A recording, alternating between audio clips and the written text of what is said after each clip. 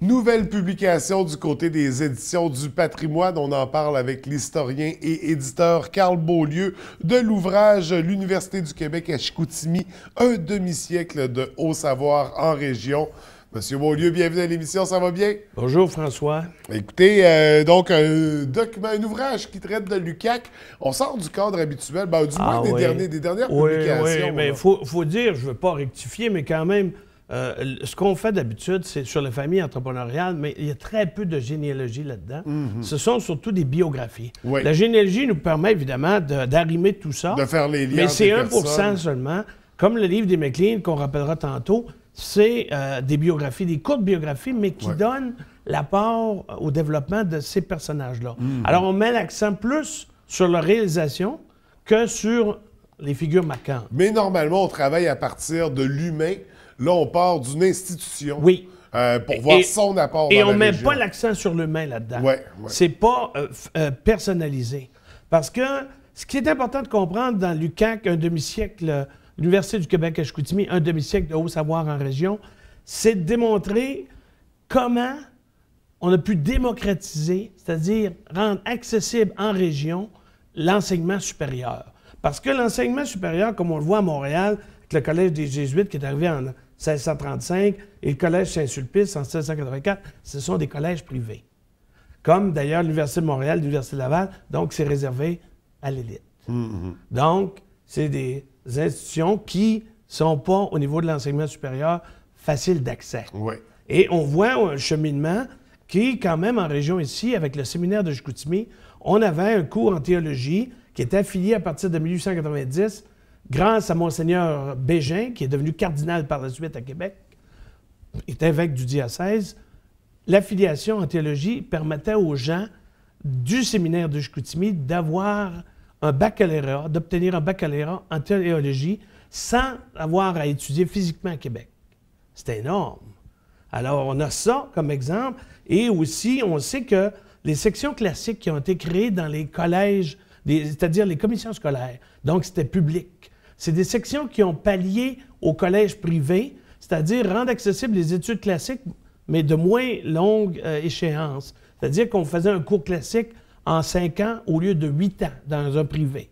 Alors, au niveau des commissions scolaires, Monseigneur Melançon, évêque du diocèse, a instauré à partir de la commission scolaire d'Arvida en 1945 des sections classiques qui permettaient un peu à monsieur, madame, tout le monde d'avoir accès aux études supérieures. Mais là, on n'avait pas encore l'université à ce moment-là. Pas du tout. C'est en 1945. Mais c'est quand même un premier pas. C'est le début du mouvement, c'est ça. C'est un premier pas, comme celui de l'Université de Laval avec le séminaire de Chicoutimi en 1890. Cette affiliation-là était un premier pas d'enseignement supérieur en région ici. Mais avant ça, on n'avait absolument rien. Il fallait se rendre à Québec, à Montréal, et s'expatrier, et vous comprenez tout le reste. Et là, c'est ça, c'était moins accessible. Beaucoup donc, moins les au niveau des moins bien coûts. nantis, ça ne permettait pas de poursuivre. Ils ne pouvaient pas étudier. Alors, on a eu la commission Massé qui a permis de faire un déclenchement avec la commission Tremblay. La commission Massé, c'était sur les arts et la culture au fédéral. Mais ils voulaient s'introduire dans le champ de compétences provincial qui est l'éducation. Et là, c'est la commission Tremblay qui a été créée. Duplessis était premier ministre à l'époque, qui a créé la commission Tremblay, a mandaté le juge Tremblay pour dire on va regarder nos relations avec le fédéral au niveau des impôts et des programmes sociaux. Mais c'était aussi pour toucher l'éducation et empêcher le fédéral de s'introduire dans le champ de compétences provinciales au niveau de l'éducation. Et ça a donné par la suite l'augmentation des subventions aux universités. Mais c'était les universités comme Laval, Montréal qui étaient subventionnées. Parce qu'ici, on n'avait pas d'université. Alors, le séminaire de Chicoutimi bénéficiait d'un capital populaire important parce qu'il y a eu des souscriptions populaires dans les familles de la région qui ont permis au séminaire de progresser, de continuer sa mission et d'offrir justement des cours en théologie et d'autres cours par la suite pour que les personnes, au niveau commercial, par exemple le cours commercial, pour qu'ils puissent avoir accès aux études supérieures. Mais ça a pris encore les subventions, je disais, de Duplessis, qui ont augmenté de 2 millions en 10 ans, en 59 à 10 millions. Mais c'était les grandes universités qui en bénéficiaient, alors des grandes régions. Alors ici, on a eu le groupe Saint-Thomas, qui a été formé en 59 par Monseigneur Victor Tremblay, qui est celui qui voyait... On sait que Monseigneur a fondé la Société historique, mais c'est d'abord un grand éducateur qui a enseigné au séminaire pendant près de 40 ans et à l'école de commerce. Ouais. Alors ça, là, le groupe Saint-Thomas, c'est d'établir sur le chemin Saint-Thomas à Chicoutimi une université. Alors, ils voulaient acheter des terrains. Finalement, ils l'ont acheté dans le rang Saint-Paul. Mais ce qu'ils ont réussi, c'est d'arrimer tous les programmes d'études supérieures, dont le séminaire de Chicoutimi, le grand séminaire qu'on appelait. Ensuite, le petit séminaire, c'est les arts et lettres. Le grand séminaire, c'est la théologie.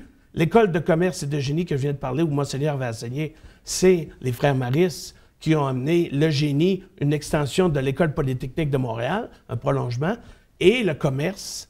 Alors, on avait un cours commercial et un cours de génie. Oui. Alors, ces institutions-là, avec l'École normale du Bon Pasteur et du Bon Conseil, ont formé en 1969 l'Université du Québec à Chicoutimi. C'est grâce à ça. Mais il a fallu que le rapport parent, qui avait été institué en commission royale d'enquête sur la réforme de l'enseignement en 61, dépose en 66 son rapport pour dire que, là, il confirmait que la régionalisation de l'enseignement supérieur devait se faire. Alors, c'est ça, le rapport parent en 66, qui a permis en 68 la création de l'Université du Québec et l'année suivante, 2 premières constituantes, Trois-Rivières et Chicoutimi.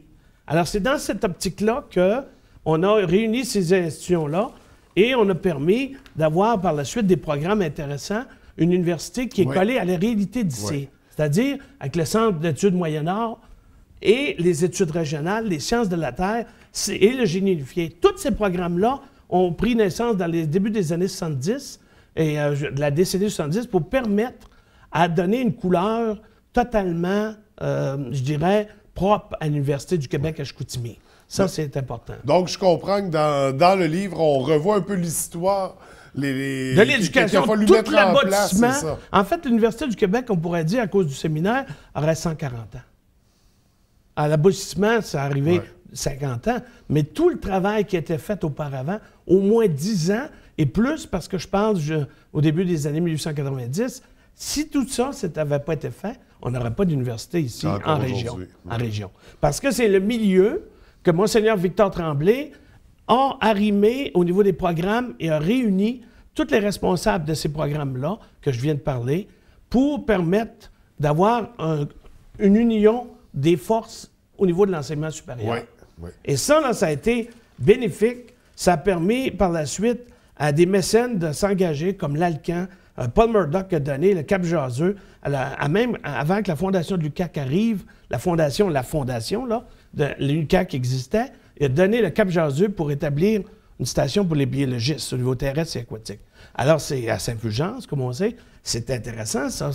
C'est l'Université du Québec, ça.